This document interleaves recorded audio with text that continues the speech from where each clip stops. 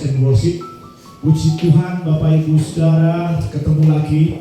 Ada yang belum mengenal saya? Sudah kenal semua ya kan? Puji Tuhan. Sudah terlalu lama saya nggak kesini, masih di gereja yang lama. Tapi hari ini berkesempatan untuk bersama-sama beribadah di tempat ini. Saya juga tidak berani sendirian. Saya minta tolong senior saya, Bapak Sidik, mentor saya, pembimbing saya. Beliau adalah Bapak Stefanus Sidik Sudiatmo. Haleluya, Pak Sidik. Terima kasih teman-teman menyertai. Puji Tuhan, Bapak Ibu. Saya juga mengucapkan terima kasih kepada Pak Gembala yang sudah memberikan kesempatan mimbar ini disampaikan kepada saya, dan sudah tentu saya sangat senang sekali. Terima kasih Pak Edi, rekan saya yang lama. Puji Tuhan. Hari ini kita berbicara tentang empowering people. Apa sih empowering people? Empowering people adalah pemberdayaan orang atau pemberdayaan umat. Kayak apa bentuknya Pak? Kalau harus diberdayakan. Hari ini saya akan membahas satu ayat aja. Sebentar, lama satu ayat ini. Walaupun yang saya baca 2 ayat, tetapi kita akan membicarakan satu ayat. Kalau nanti ada kesempatan lain lagi, ayat yang ketiganya akan saya minta Pak Edi untuk kita bahas bersama-sama. Yesaya 54 next. Ayat yang kedua dan ketiga dikatakan begini: lapangkanlah tempat kemahmu dan bentangkanlah tenda-tempat kediamanmu. Janganlah menghematnya. Panjangkan tali-tali kemahmu dan panjangkanlah kokoh-kokoh patokmu. Ayat ini saja yang kita renungkan. Sedangkan yang selanjutnya ayat ketiga adalah sebab aku akan mengembang ke kanan dan ke kiri. Sebelum keturunanmu akan memperoleh tempat bangsa-bangsa dan akan mendiami kota-kota sunyi. Bapak Ibu sekalian, kita akan membahas satu ayat ini sepanjang ibadah ini. Saya nggak tahu, sekarang sudah jam 9 kurang seperempat, katakanlah begitu. Berapa lama Pak Edi? Kalau boleh 1 jam, 1 jam. Boleh ya? Los apa ini? Puji Tuhan. Ini adalah sesuatu yang luar biasa. Kenapa kok kita harus membentangkan kemah, melapangkan dan seterusnya? Tadi di judul sudah saya katakan, kita empowering people atau memberdayakan. Kenapa harus diberdayakan? Apa sih yang diberdayakan? Umat kayak apa? Ini bertujuan supaya tidak ada umat yang menganggur. Tidak ada tujuan supaya tidak ada pengangguran rohani. Tujuannya adalah seperti itu. Karena ternyata di gereja-gereja saat ini banyak sekali pengangguran rohani. Saya sudah menulis dalam satu buku next. Judulnya Empowering CCC, Cell Community Congregation. Ini adalah buku ketiga saya. Ya. Setelah buku kedua, dari buku keduanya bukan Pak Leader, tapi Kristen Sontoloyo. Itu kebobrokan Kristen, tapi jangan membaca. Buku yang kedua ini baru cetak. Tadi malam saya telepon, Pak, proses covering Pak, covernya diganti. Ya sudah, nggak apa-apa. Nanti akan di Inara Publisher akan dibukukan dan dijual ke umum. Terus kebetulan saya editornya adalah dari STP Pancasila Cita Malang. Beliau setelah membaca, karena dia editor, dia ngomong, Pak, buku ini saya jadikan bahan ajar di kampus kami di STP Cita Malang dari mata kuliah manajemen gereja. Ya puji Tuhan. Beliau adalah editor saya yang secara resmi. Editor saya nggak resmi beliau itu Pak Sidik. Kalau nggak segini buang gitu rumahnya. Kalau nggak begini buang itu gelarmu. Itu adalah beliau. Jadi sebelum editor saya resmi, beliau sudah membaca semuanya, termasuk buku keempat Impact Reader maupun buku kelima itu Menalar Iman. Saya nggak berani publish karena itu akan teologinya bertolak belakang banget. Tapi nggak apa-apa. Itu adalah mentor saya, makanya kesini saya tetap minta bimbingan beliau. Jadi tujuannya supaya tidak terjadi ada pengangguran jemaat. Jemaat yang menganggur itu bukan jemaat yang tidak mencari nafkah, bekerja, memberikan atau berusaha memberikan nafkah bagi suami, bagi keluarganya. Tetapi yang dikatakan pengangguran jemaat adalah jemaat yang hanya pasif, jemaat yang hanya dilayani, minta dilayani saja. Hanya terfokus pada sesi kebaktian saja di hari Minggu. Dia hanya duduk dan sebagai penonton.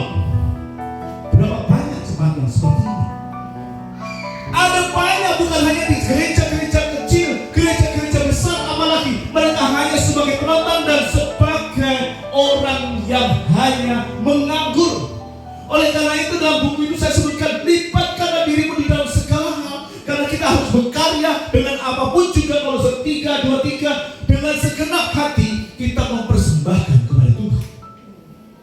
Jadi jangan sampai ada di tempat ini orang-orang atau jemaat yang menganggur, minta pada Pak Gembala, apa yang bisa saya kerjakan untuk saya kerjakan, apa yang bisa saya lakukan untuk saya lakukan. Next terus, oke.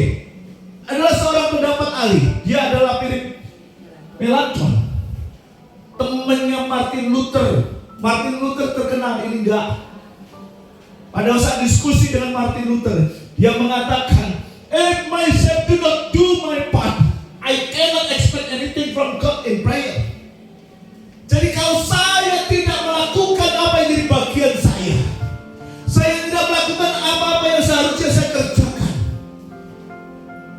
saya tidak dapat mengharap apapun dari Tuhan di dalam doa saya. Artinya apa? Eleanor ngerti ya dewe. Kalau kita tidak melakukan apa-apa untuk pekerjaan Tuhan, masihkah kita mohon Tuhan berkati saya, berkati usaha saya, berkati studi saya, berkati rumah tangga saya? Isi no. Lakukan untuk Tuhan. Philip mengajarkan, jika saya tidak melakukan bagianku, itu artinya supaya tidak ada pengangguran jemaat. Apa yang sudah bisa kerjakan, kerjakan.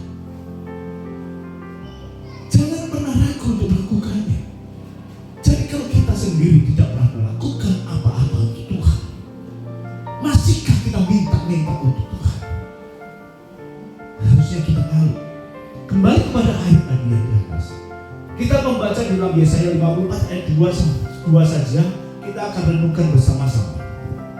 Ya, udah terus kemudian kita akan mulai dari yang kata pertama, lapangkanlah.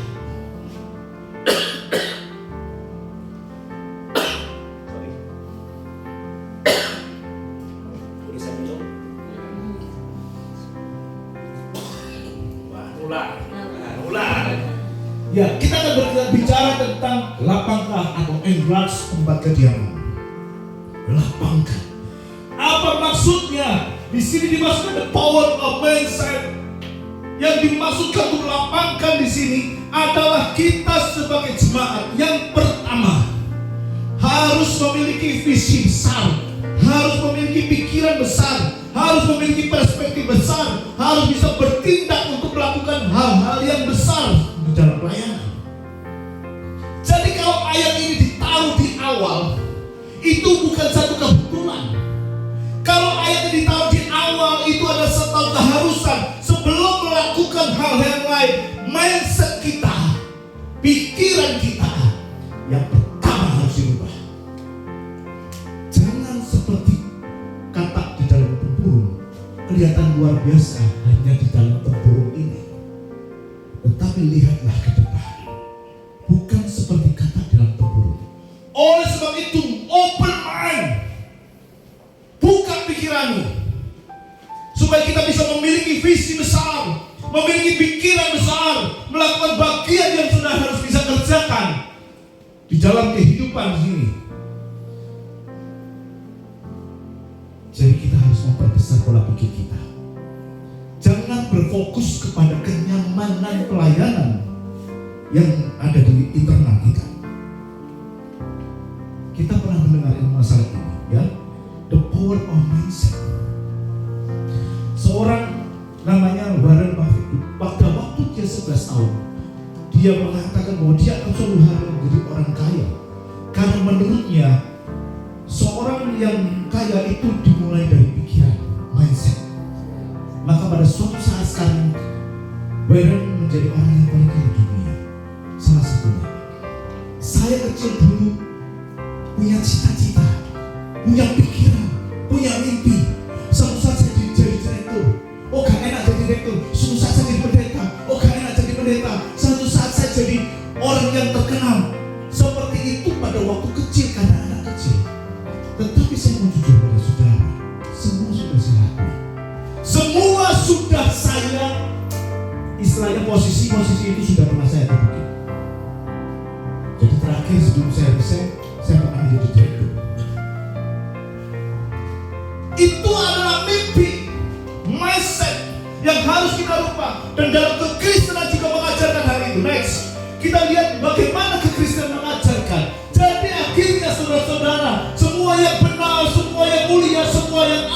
semua yang suci, semua yang manis, semua yang sedap didengar, semua yang disebut kebajikan dan patut dipuji. Pikirkanlah semua itu.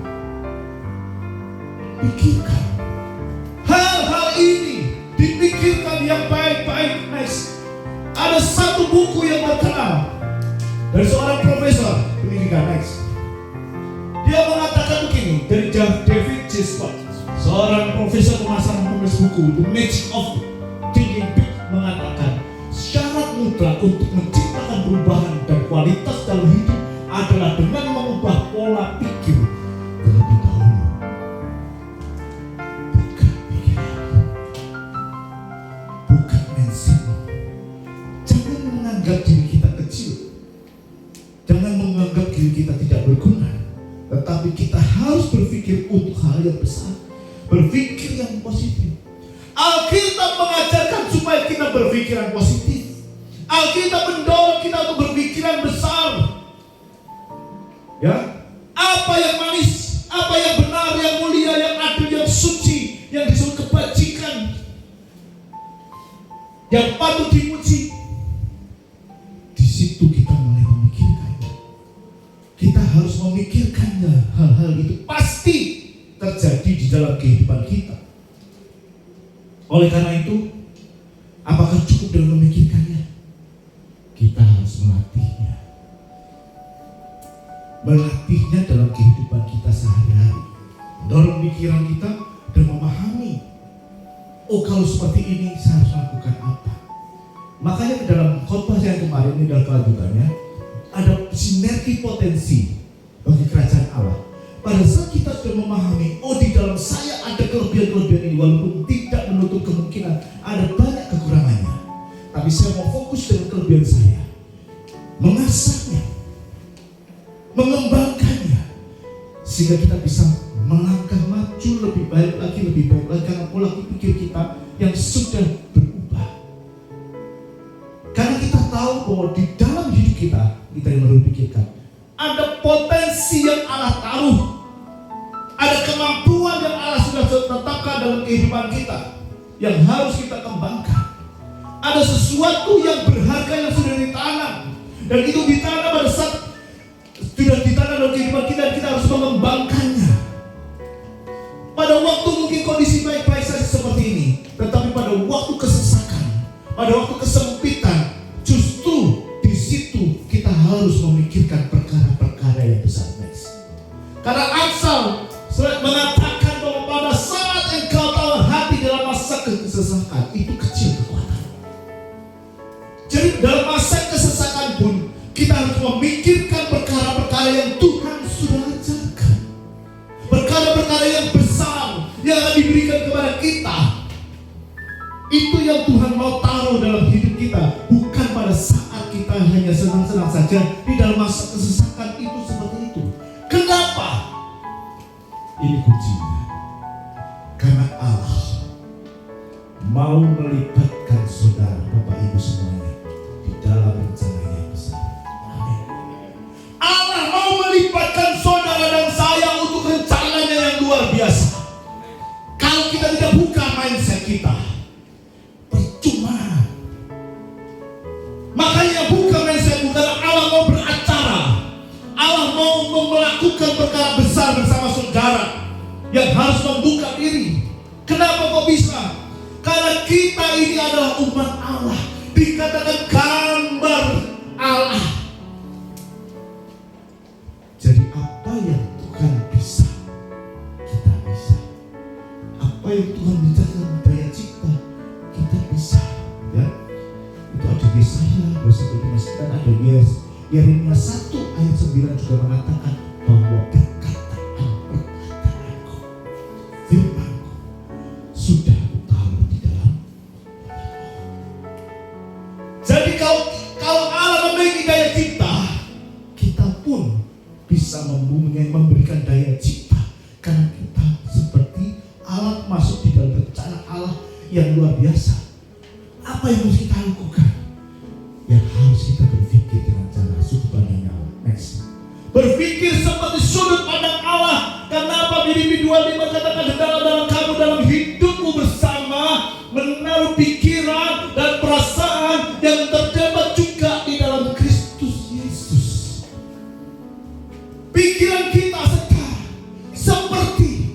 walaupun tidak sama seperti Yesus, yang harus tahu dia harus bagaimana melakukan tugas berpikiran besar.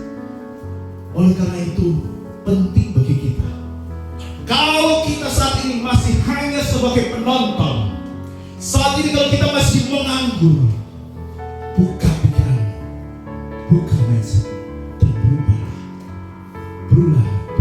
Belum katakan next, berubah oleh pembaharuan budi. Berubahlah oleh pembaharuan budi. Berubah mindset kita untuk memiliki pikiran Allah, untuk memiliki pikiran Kristus dalam kehidupan kita. Itu ditaruh di awal, berpikir besar. Sampai di sini bisa dipahami? Amin. Saya terus ya. Memiliki pikiran besar. Itu yang pertama, itu di awal. Kemudian yang kedua adalah bentangkan ya. Next. Bentangkan kemahmu. Bentangkan atau stretching tempat kediaman. Stretching. Ada yang pernah ikut gym di sini angkat tangan, gym? Halo, yang ada ikut gym? Gak ada. Angkat senam ibu. Gak ada juga. Waduh. Ya udah. Stretching itu peregangan. Wih, kalau ngolet enak ya. Kalau peregangan kadang-kadang sakit. Diregangkan biar lentur otot-ototnya. Ya didawakno, tangannya didawakno, sikilnya didawakno. Itu namanya stretching. Dipanjangkan. Artinya apa Bapak Ibu Saudara? Dengan peregangan itu kita melenturkan otot-otot sampai kepada batas maksimal yang kita bisa. Jadi perintah ini adalah untuk melewati limit atau kemampuan yang kita miliki.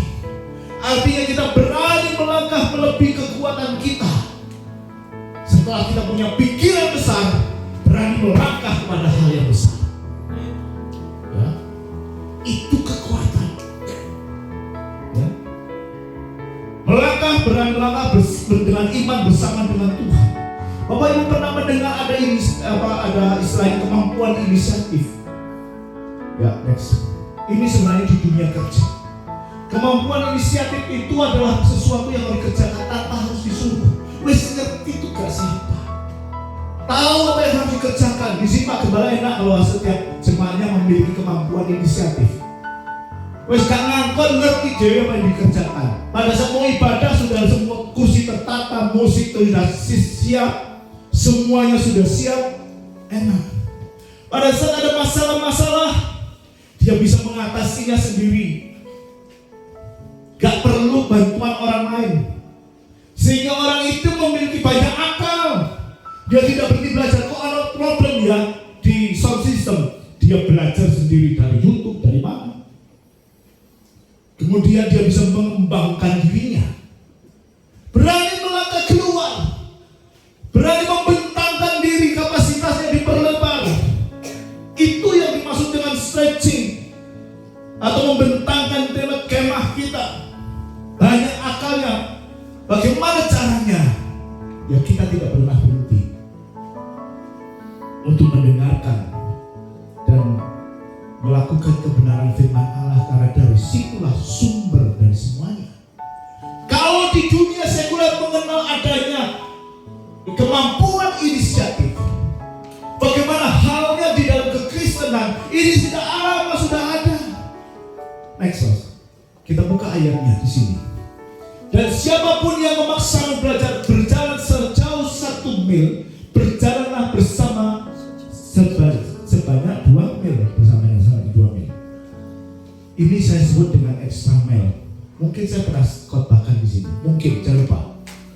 Extra mile. Apa yang dimaksudkan extra mile, Bapak Ibu Saudara? Yaitu tadi kita melangkah melebihi, memanjangkan.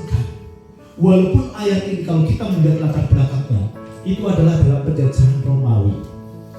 Bangsa Romawi menjajah Israel pada waktu itu dalam kata-kata ini, dan setiap serdadu boleh menyuruh siapa saja yang dijumpai di jalan untuk membawa perlengkapan senjatanya, atau kalau kita ngomong ranselnya gitu loh, yang mungkin beratnya sampai 50 kilogram. Misalnya ketemu di jalan ada Pak Edi, ayo bawakan ransel, dan setiap orang harus mau membawakan. Kalau nggak mau namanya penjajah. Orang yang dijajah, yang disuruh, kalau nggak mau pasti akan dianiaya. Mau nggak mau harus mau. Dongkol. Kalau lihat orang penjajah aja sudah mangkel, sudah marah, sudah nggak enak hati, apalagi saya disuruh. Dan bebannya juga berat. Harus berjalan 1 mil, sekitar 1,6 kilometer. Bagi orang yang biasa berjalan, saya biasa berjalan 6.000 sampai 7.000 langkah. 1 mil, 1,6 kilo itu enteng. Betul? Tetapi kalau dia disuruh dengan beban, mentalnya dia mangkel, bawa beban 50 kilo, itu menjadi satu perjuangan yang berat. Apalagi medannya mungkin tidak seperti sekarang ini. Ibu-ibu paling kuat jalan kalau di mall. Maaf. Mungkin. Jadi harus seperti itu. Itu adalah satu perjalanan yang menyiksa. Kenapa? Kita harus menyelesaikan mil pertama dulu. 1 mil pertama dia harus berjalan dengan membawa beban 50 kilo, 1,6 kilometer. Harus mau. Ini adalah satu penyiksaan yang luar biasa. Ya. Kemudian kalau kita tidak bisa menerima, kita juga akan susah. Nah, bagaimana halnya di dalam pelayanan? Orang membutuhkan satu pekerjaan yang ekstra, pekerjaan yang berat. Apakah kita bertindak masa bodoh Bapak Nus? Saudara Ella ya Jarno? Tak mungkin. Tapi kalau kita melakukan dengan sukacita, enteng. Harus bangun pagi, doa pagi, enteng. Lah, tantangan berikutnya adalah menyelesaikan mil yang kedua. Setelah 1 mil kan ekstra, mil yang kedua. Kalau di mil pertama kita terasa berat, maka di mil kedua itu adalah penyiksaan tambahan. Oh iya dong, terus berat di mil pertama kok tambah 1 mil lagi ya nyiksa lah. Tetapi kalau di mil pertama kita sudah ringan, mil kedua akan lebih ringan. Dengan rela hati, dengan memikul beban, melangkah. Yesus mengajarkan supaya kita tidak cari muka dengan orang Romawi. Enggak. Tidak harus seperti itu, tapi kita melakukan dengan kerelaan. Memberikan contoh sekalipun kepada musuh kita. Tuhan memberikan pelajaran seperti itu. Di dalam dunia pelayanan ada orang-orang yang menyebalkan. Ya atau enggak? Enggak ada di sini kali ya. Tetapi kita tahu bahwa siapapun yang menyebalkan, bahkan mungkin pendetanya menyebalkan. Maaf adik. Tapi Allah benar.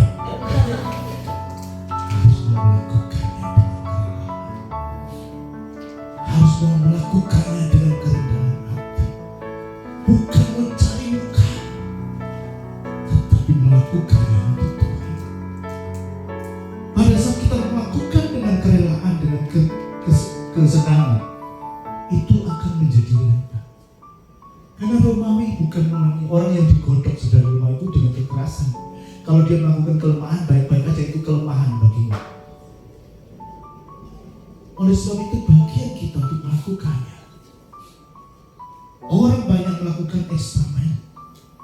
Saya juga melakukan ekstramen. Artinya kegiatan ekstra. Untuk menjadi seorang WL yang hebat, dia harus berlatih. Mungkin dia harus menahan diri dari makanan-makanan yang berminyak. Itu ekstramen. Orang mau menjadi gembala yang besar, mulai dengan gembala yang kecil. Ekstramen. Orang mau jadi penyanyi atau orang terkenal harus memulai dengan yang kecil. Yesus juga tidak mengajarkan secara langsung kamu melakukan hal yang besar. Enggak, guys. Semua dilakukan dengan hal-hal yang lebih kecil lagi, guys. Ya? Sudah tak tahu lagi? Dilakukan mulai, guys, dengan hal yang kecil. Lukas 16 ayat 10 dikatakan barang siapa setia dalam perkara yang kecil, dia setia dalam perkara besar, dan barang siapa tidak benar dalam perkara kecil, tidak benar dalam perkara besar. Tidak ujuk-ujuk langsung dikasih saya tugas yang besar. nggak ada rumusnya. Extra mile dimulai dari hal yang kecil. Saya bersama Bapak Gembala Saudara itu mulai dari kecil. Saya dulu singer ya Pak? Iya. Singer suaranya pales, makanya singer gak pernah jadi angkat dari WL. Bener? Ada saksinya. Saya singer tidak pernah jadi WL, tetapi langsung ketua PAW. Haleluya. Dan setiap saat karena saya orang yang cukup keras, ada segala sesuatu hajar. Kita didik keras. Bahkan ada 101 keluarga pastori seringkali melanggar, kita skorsing gak boleh main. Contohnya. Pada saat kita tegur, mana ini keluarga pastori gak boleh main? Mau pilih dia atau saya? Kalau pilih dia, silakan main, saya keluar dari ketua PAW. Enak bukan saya. Dan itu saya katakan ada saksinya lagi. Kalau saya masih jadi ketua PAW, dia saya skorsing. Mau apa? Gak setuju? Saya turun. Akhirnya tetap jalan skorsing. Ekstra harus dimulai. Dari situ kemudian saya naik menjadi koordinator komsel, naik menjadi asisten gembala komsel. Habis itu nggak tahu turun lagi atau enggak maksudnya. Tetapi kita mulai dari hal yang kecil. Saya stressing dari kata setia itu adalah pistos, yang artinya setia, percaya, dipercaya dan dapat diandalkan. Bukan hanya setia, tetapi dapat diandalkan. Saudara dapat diandalkan di tempat ini. Janji jam 7 datang untuk latihan, dia jam 7 kalau berkurang untuk datang latihan. Janji harus mengerjakan ini untuk pekerjaan Tuhan, untuk menyapu gereja, ya sebelum ibadah menyapu gereja, misalnya seperti itu.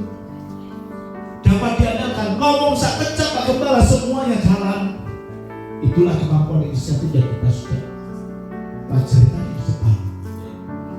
Makanya kita perlu orang-orang seperti ini supaya tidak ada pengangguran di dalam jemaat. Gak ada jemaat yang nganggur. Semua berkarya. Semua melakukan bagiannya. Kalau tidak melakukan bagiannya, jangan meminta sesuatu pada Tuhan. Malu pada Tuhan. Kalau mau tahu bagianmu, tanya Pak Gembala. Tanya kepada orang-orang yang lebih senior rohaninya, yang mentor. Saya masih tanya kepada beliau apa yang saya kerjakan. Buat buku yang keempat, Kenalan Iman. Kalau enggak 260 halaman, ruangan gelap. Itu beliau ada di sini. Saya tidak mendewakan itu.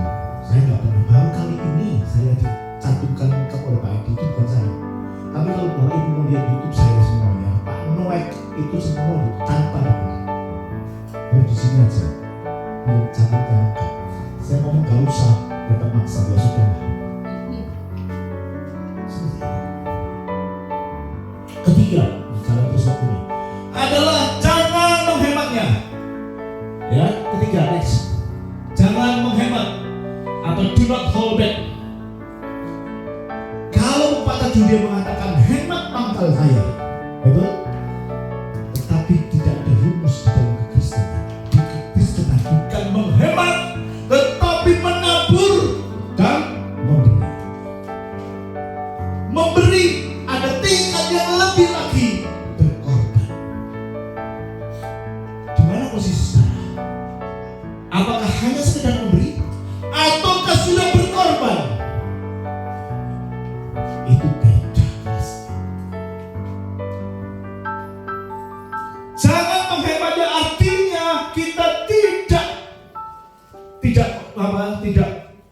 tidak ragu lagi, tidak hemat atau tidak punya tanggung jawab untuk berkorban. Law of sacrifice itu adalah demonstrasi pengorbanan. Para pemimpin mengubah kebebasan di tanggung jawab. Maksudnya apa, Pak? Semakin tinggi organisasi, seorang naik ke pemimpin, dia semakin meletakkan egonya. Ya benar ya, semakin meletakkan dirinya untuk bisa mengakomodasi semua jemaat anggotanya. Bukan saya pemimpin, saya sendiri yang naik. Bukan saya sendiri yang terkenal. Bukan saya sendiri yang di atas, jemaatku, anggotamu gak tahu ada dia. Tetapi kalau kita ngomong hukum the law of sacrifice dari John Maxwell, seorang pemimpin, entah itu pemimpin pujian, pemimpin PAW maksud saya, pemimpin asar, gembala sel, harus meletakkan semua diri lebih di bawah supaya semua anggotanya terberdayakan. Melepaskan hak itu juga namanya berkorban, makanya hukum pengorbanan. Jadi kalau sudah ditunjuk sebagai pemimpin itu sudah luar biasa. Mau nggak melakukan hal ini?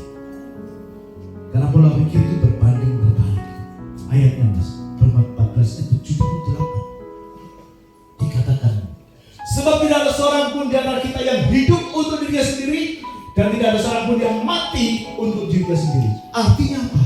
Hidup dan mati kita itu bersama-sama dengan orang lain. Orang mati terus usung diri, ya toh, duduk diri yang lagi gitu ya.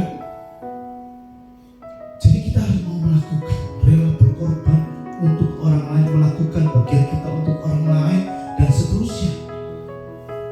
Dalam bentuk apapun pengorbanan kita, anggap punya harta, ya apa yang mempunyai. Yang penting adalah memberikan manfaat bagi orang lain, bentuk apapun juga masalah, dengan rela berkorban. Sebagai contoh saya bisa sampaikan di sini adalah Paulus. Dia orang yang hebat, ada 8 kelebihan. Seorang yang dari Romawi, seorang dari suku Yahuda, seorang anggota ahli Taurat, itu semua disegani. Kalau boleh dikatakan dia di sini punya gelar kebangsaan, kebangsawanan maksud saya.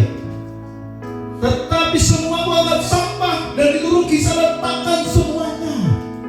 Itu loh hukum sacrifice.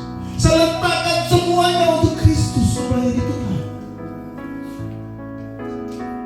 sehingga dia bisa memberikan waktu, memberikan talentanya, tenaganya, dipersembahkan, bahkan hidupnya sendiri dipersembahkan.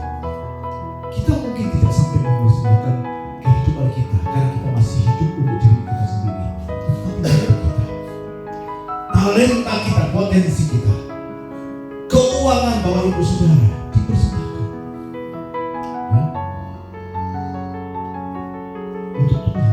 2 Korintus 8 ayat 11-12 dikatakan begini, contohnya dari Allah, dalam rupa Allah Yesus sudah mengosongkan dirinya dan menjadi hamba, teladan yang luar biasa. Allah yang mengorbankan dirinya menjadi manusia dan taat sampai pada kematian salib. Itu contoh, tidak harus seperti ini, tetapi apa yang saudara bisa kerjakan, kerjakanlah. Ambil bagian seperti katanya Pak Philip tadi. Ambil bagianmu, dikerjakan. Itu yang harus kerjakan. Next. Ya. Roma 12 ayat 1, kita mempersembahkan kehidupan kita sebagai satu persembahan yang hidup, yang kudus dan yang berkenan kepada Allah. Itu adalah satu persembahan kita. Di dalam dunia modern kita tidak boleh egois. Sama tetangga gak kenal, sama jemaat salib gak ada yang kenal, gak peduli. Bagaimana bisa membantu kalau gak peduli? Kadang-kadang aku cuma duit saat ini, mau tak kayak dia, gak bisa makan, dan seterusnya. Tetapi bukan itu yang dimaksud Tuhan. Dengan eksternal tadi yang katakan, kita memberikan lebih dari kemampuan, dan kita mau merelakan dirinya, bukan menghematnya, tetap merelakan diri untuk memberikan apa yang bisa kita berikan. Terlebih kalau kita bisa meneladani Yesus Kristus yang mati di kayu salib dengan memberikan kehidupan kita. Memberikan kehidupan kita itu seperti Pak Edi, mengabdikan sepenuhnya kepada Kristus, tidak tergantung pada lain. Saya masih belum bisa, saya tidak sepenuhnya, walaupun sekarang sudah mulai, tetapi tidak sepenuhnya tergantung seperti itu. Itu yang dimaksudkan di sini. Dan kemudian kita baca di dalam 2 Korintus 8, 11-12 next. Maka sekarang selesaikan juga pelaksanaan itu. Hendaklah pelaksanaannya sepadan dengan kerelaanmu, dan lakukanlah itu dengan apa yang ada padamu. Sudah saya sebutkan. Sesuai kerelaanmu. Kon rela berapa? 2.000 ngaisi 100. Silahkan. Gampang. Tapi kalau punya 1 miliar ngasih 100 juta, abot. Gitu ya. Sesuai dengan kerelaanmu, kasihkan, lakukan dengan ada padamu. Tuhan tidak meminta memberi di luar yang kita punya. Tuhan tidak mengingat kita memberi di luar yang kita tidak miliki. Jangan memberikan utang, bukan. Jemaat ini dikatakan oleh Paulus kepada Korintus, karena apa? Jemaat Korintus itu terkenal kaya. Dia kaya raya untuk memberi supaya dapat membantu pekerjaan Tuhan di jemaat Yerusalem. Paulus mengatakan, sekarang selesaikan juga pelaksananya, hendaklah pelaksananya sepadan dengan kerelaanmu, lakukan dengan apa yang ada padamu, berikan persembahan untuk jemaat Yerusalem. Contohnya adalah dibandingkan oleh Paulus jemaat di Makedonia. Jemaat Makedonia itu terkenal miskin. Kalau kita baca kitab Akhir ya, miskin, gak punya apa-apa, tetapi memberikan lebih dari kemampuannya, memberikan lebih dari apa yang dia miliki. Itu jemaat Makedonia. Makanya Paulus katakan, lihatlah Makedonia, hei Korintus, aku gak minta kau lebih dari Makedonia yang memberikan lebih dari yang dia punya, tetapi berikanlah sepadan sepadan apa yang ada padamu. Kerelaan hati memiliki makna dasar melakukan sesuatu dengan kesediaan, kemauan, siap, tepat, dan antusias, penuh dengan kesungguhan hati berkorban. Dan berkorban itu bukan tentang kualitas. Bukan tentang saya salah, kebalik. Ya, salah aku kebalik. Bukan tentang kuantitas, tetapi kualitas. Saudara tidak usah memberi 1 juta kalau saudara tidak punya, tetapi kualitasnya apa? Ingat persembahan 2 peser dari seorang janda. Ada banyak orang yang memberikan persembahan begitu banyak, masukkan ke bait Allah. Tuhan Yesus tak lirik, tetapi ketika seorang janda berikan 2 peser, Tuhan mengatakan dia memberikan terbesar. Bukan tentang kuantitas, bukan tentang jumlah. Jadi jangan berkecil hati kalau memberikan sedikit karena itu yang dimiliki, tetapi tentang kualitas. Seperti janda ini yang memberikan 2 peser, tetapi seluruh kehidupan. Sepadan dengan apa yang ada padamu, sepadan dengan kerelaanmu, beri. Berikan. Itu sudah melakukan bagian. Itu sudah mengurangi pengangguran. Salah satu yang harus diberikan. Amin. Terus ya, jalan terus itu. Panjangkan. Next. Lengthen. Panjangkan tali-tali kemah. Merupakan perintah untuk pergi keluar melewati batas-batas pikiran kita. Kalau sudah punya pikiran, bertindak keluar melewati batas pikiran. Saya akan contohkan begini. Menurut bagian saudara, amanat aku itu tugas siapa? Saudara, hamba Tuhan, penginjil, guru agama, semua ya, setuju ya? Saya tanya, siapa yang sudah melakukannya? Hanya kepala, hanya penginjil. Orang mengatakan itu amanat aku itu ke semua orang, ya, dalam pembicaraannya seperti itu. Tetapi saya tanya, siapa yang sudah melakukannya? Jemaat mana yang sudah melakukannya? Bisa dihitung jari. Karena dalam konsep pikiran, sama Pak Gembala, biar kesana aja, aku gak iso. Pak, di situ ada orang yang minta doakan, Pak Gembala aja. Pak, di situ ada kerasukan setan, Pak Gembala aja. Katanya amanat agung untuk semua orang, tetapi ternyata pelaksanaannya masih Pak Gembala, masih Gembala sel, dan seterusnya. Tuhan mengendaki untuk kita melakukan perintah di luar batas-batas pikiran kita. Kalau selama ini kita berpikir yang harus menjalankan amanat agung, yang harus melakukannya adalah Pak Gembala, hal yang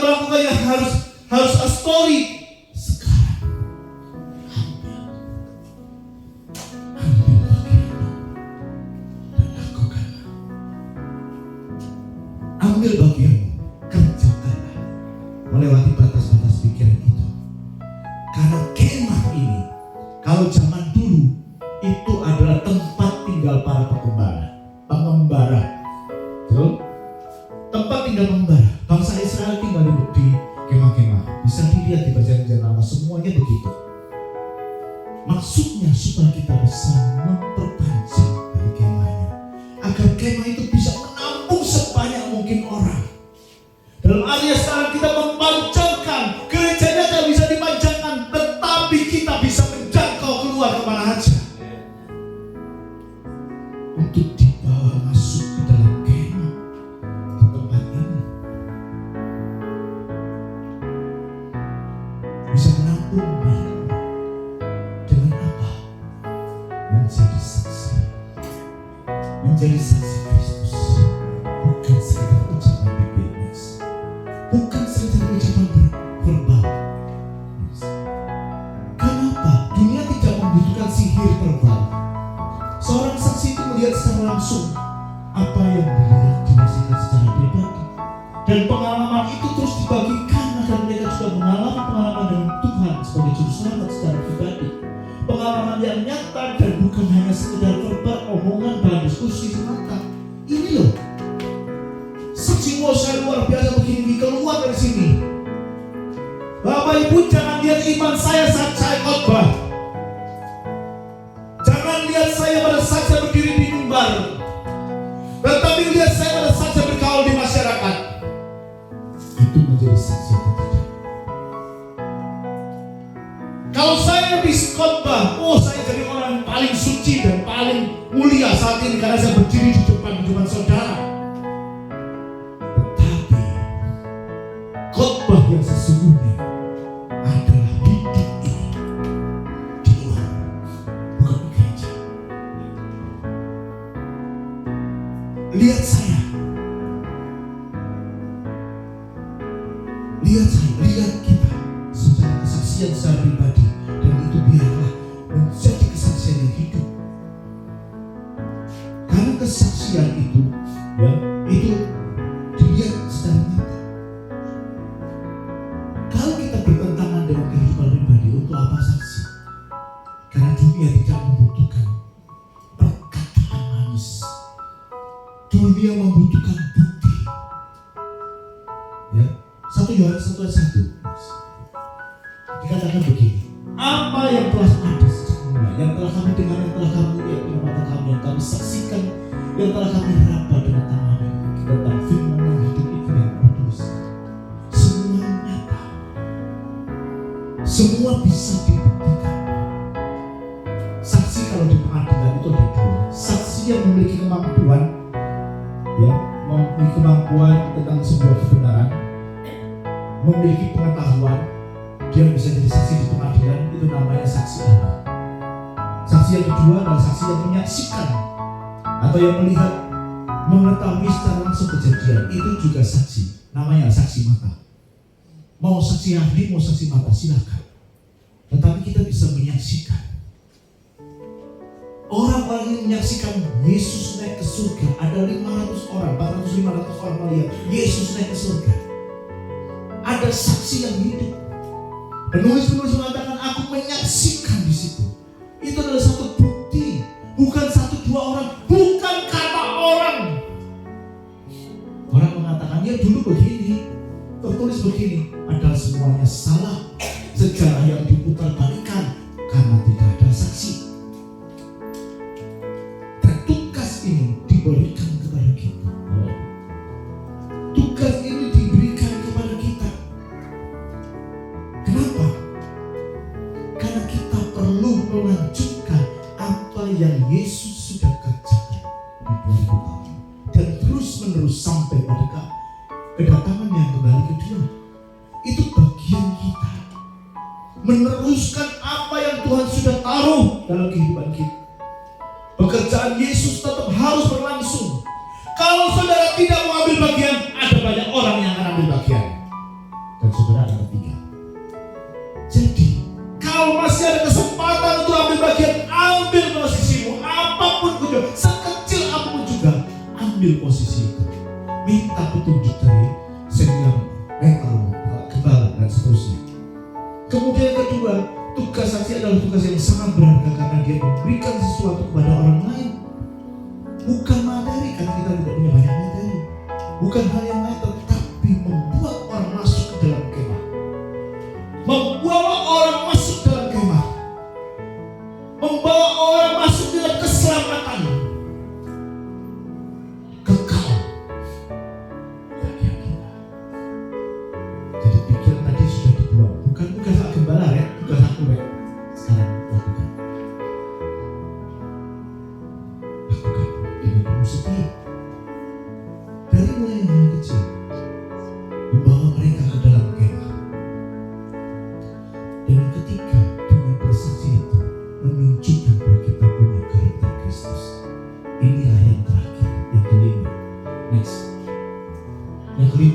pancangkan atau strengthen kokoh patok.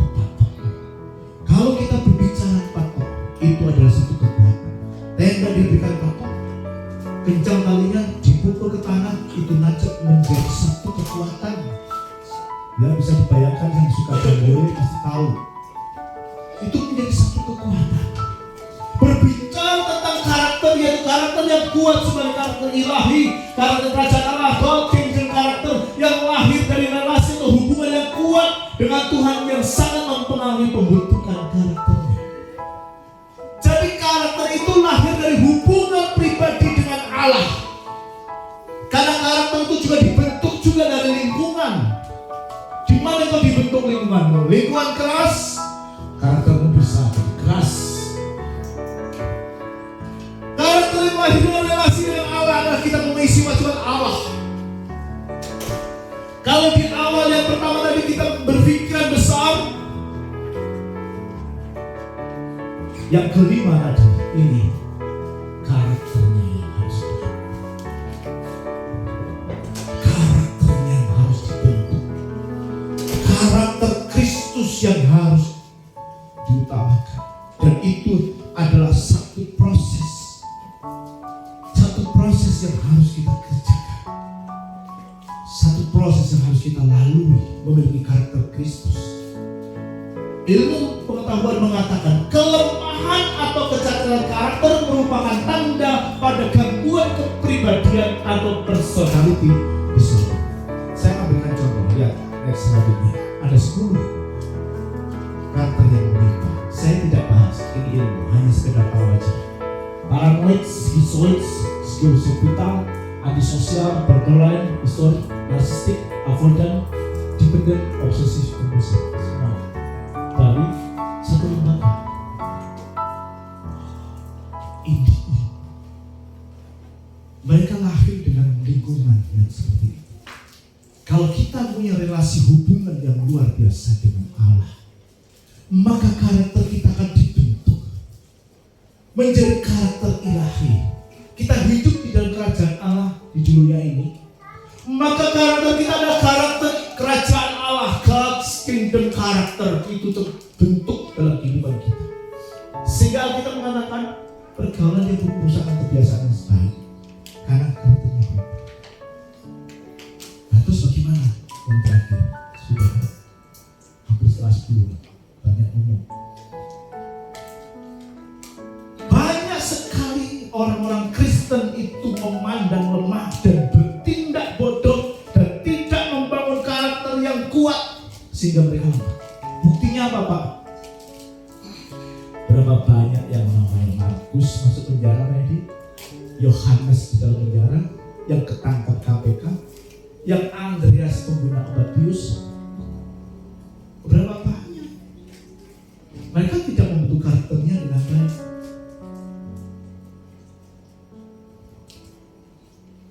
Sehingga pada saat kegagalan seperti itu menjadi hal yang sangat memalukan. Guru di sekolah Kristen menganiaya muridnya. Baru-baru ini, minggu ini, saya dikejutkan karena salah satu anak buah tertangkap. Dia sudah menimbun kekayaan sampai kaya raya dengan cara yang tidak bagus. Pada saat ketangkap, saya sendiri juga tertawa. Walaupun dia sudah kaya raya, saya malu. Karena tidak membentuk karakternya dengan baik. Hidup di dalam lingkungan yang salah. Kalau kita punya relasi yang baik dengan Allah, punya hubungan yang baik dengan Allah, karakter ilahi juga akan terbentuk dalam kehidupan kita. Oleh sebab itu kita harus belajar senantiasa di dalam kehidupan kita. Ayat yang terakhir, Mazmur 90. Ya. Ajarkan kami untuk menghitung hari-hari kami sedemikian rupa, sehingga kami boleh hati yang bijaksana dan harus memperhatikan kehidupan kita. Jangan seperti orang buta, tetapi seperti orang arif, mempergunakan waktu yang ada karena hari-hari ini jahat. Janganlah bertindak bodoh dan usahakan selalu mengerti kehendak Tuhan. Kebanyakan orang bertindak bodoh. seperti itu, sehingga pada saat yang harus kita waktunya mau. Ini adalah satu proses kehidupan yang tidak bisa terbentuk saat sekaligus langsung. Satu proses yang harus kita lalui untuk berubah.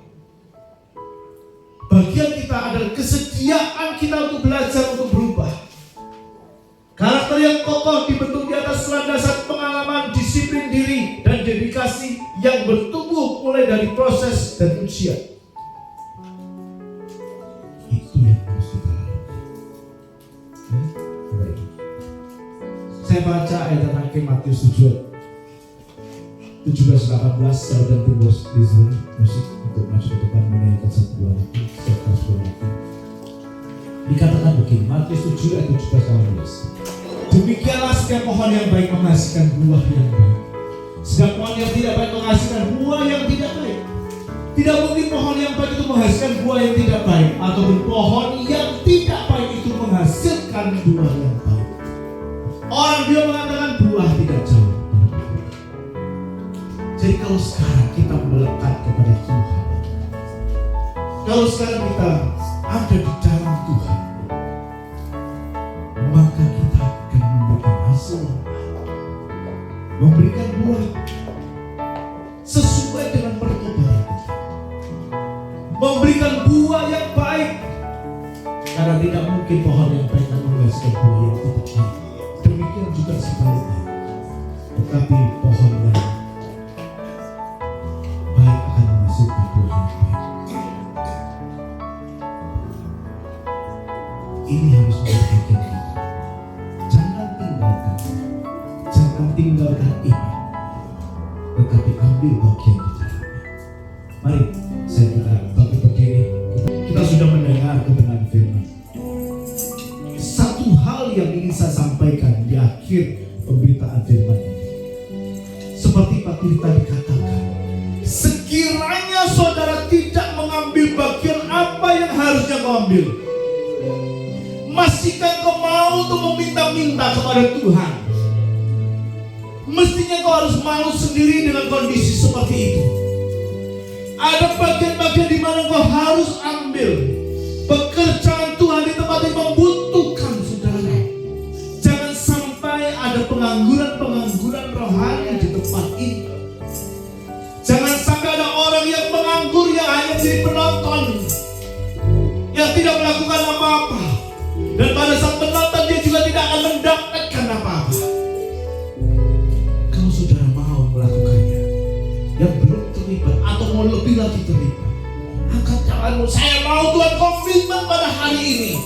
Aku mau melakukannya untuk Tuhan. Lebih lagi, berjalan ekstra mile, melakukan lebih melebihi kapasitas, mengembangkan diri. Kalau saudara itu orangnya, taruh tanganmu di dada dan katakan, ini aku Tuhan. Aku mau melakukannya. Aku mau melakukannya.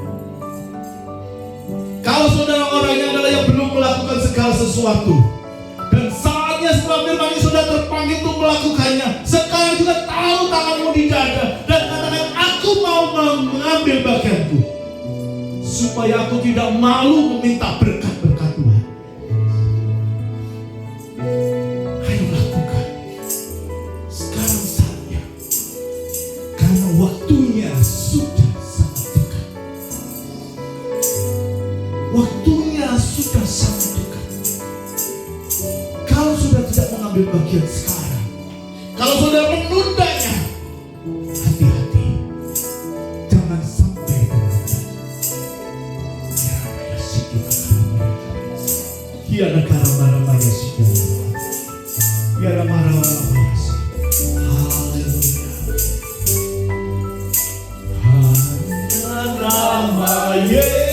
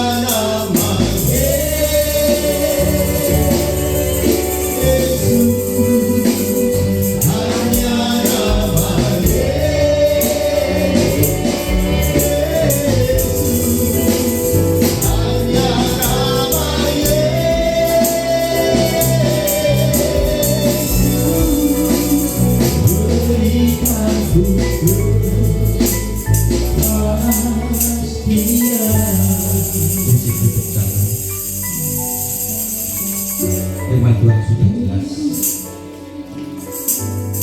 Tuhan merindukan bagi setiap kita.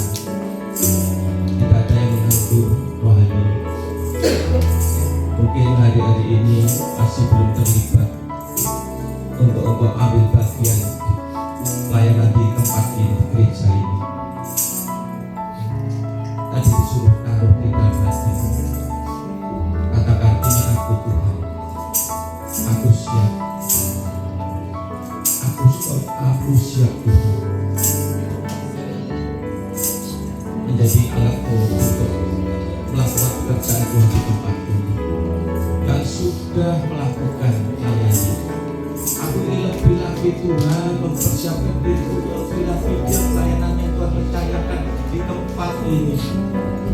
Dan aku tidak mau main-main lagi Tuhan. Setiap kita lakukan,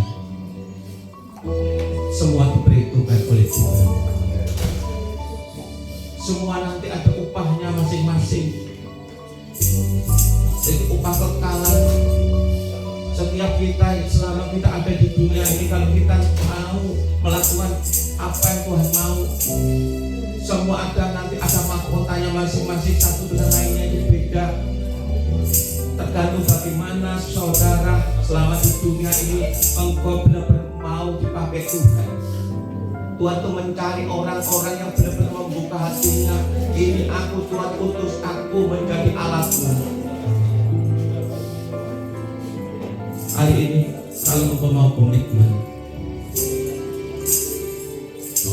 katakan ini aku Tuhan. Tuhan akan melengkapi sesuai dengan bidang masing-masing. Aku minta saat ini anak-anak youth terlebih dulu maju di depan. Anak youth maju depan biar ada terobosan baru khusus anak youth. Kalian sudah dibekali pada waktu kau ada di Jakarta. Biar di sini juga akan dipakai Tuhan luar biasa. Anak-anak youth bisa bergerak sesuai dengan Tuhan mau.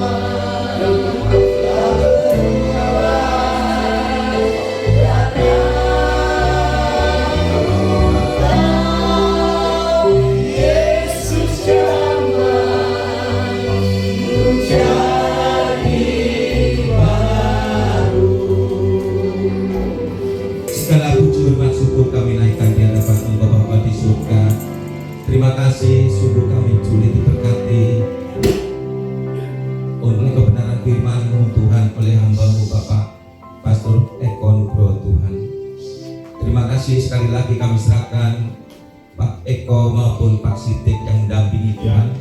Berkati pelayanannya Tuhan, berkati keluarga besar masing-masing Tuhan. Kau pakai hamba-Mu ini luar biasa menjadi kepanjangan tangan Tuhan untuk menyampaikan kebenaran firman-Mu dimanapun Tuhan percayakan hamba-Mu melayani Tuhan. Berkati juga yang sudah ambil bagian pelayanan worship leader, singer, main musik, kolektan, multimedia, bagian asar, berkati mereka semua Tuhan. Berkati siap tangan-tangan yang sudah memberikan persembahan untuk pekerjaan Tuhan di tempat ini. Berkati siap tangan-tangan yang sudah menyiapkan segala sesuatu yang sebentar kami nikmati Tuhan. Kiranya berkati mereka semua dalam usaha pekerjaan mereka masing-masing. Dan sebentar kami akan tinggalkan di tempat ini Tuhan untuk kembali ke rumah kami. Tuhan menyertai, Tuhan menjaga, lindungi kami. Tuhan mengantar kami sehingga tiba ke rumah dengan selamat, tidak kekurangan satupun. Bapak Ibu yang terkasih, angkat tangan tinggi-tinggi. Ini pulanglah, kembalilah. Biarlah saat ini Engkau pulanglah, Allah turut bekerja di dalam Engkau untuk mendatangkan kebaikan bagi Engkau mengasihi Tuhan, bagi Engkau terpanggil sesuai dengan rencana Allah. Allah-Mu akan memenuhi segala keperluan menurut kaya dan kemuliaan dalam Yesus Kristus. Segala perkara dapat Kau tanggung di dalam Dia yang memberi kekuatan kepadamu.